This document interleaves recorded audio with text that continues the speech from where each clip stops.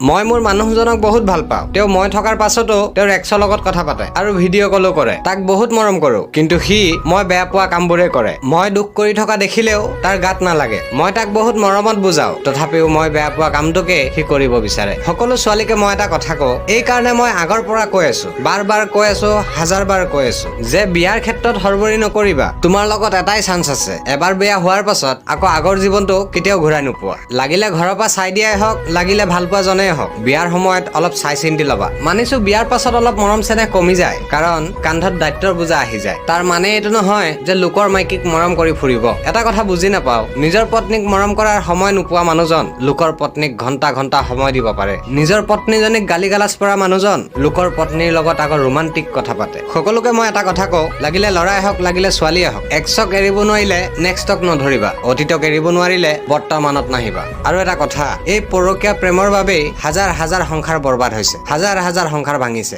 গতিকে পৰকীয়া প্ৰেম বন্ধ কৰা আৰু নিজৰ মানুহজনীৰ লগতে নিজৰ মানুহজনৰ লগতে সুখত থাকা। ধন্যবাদ।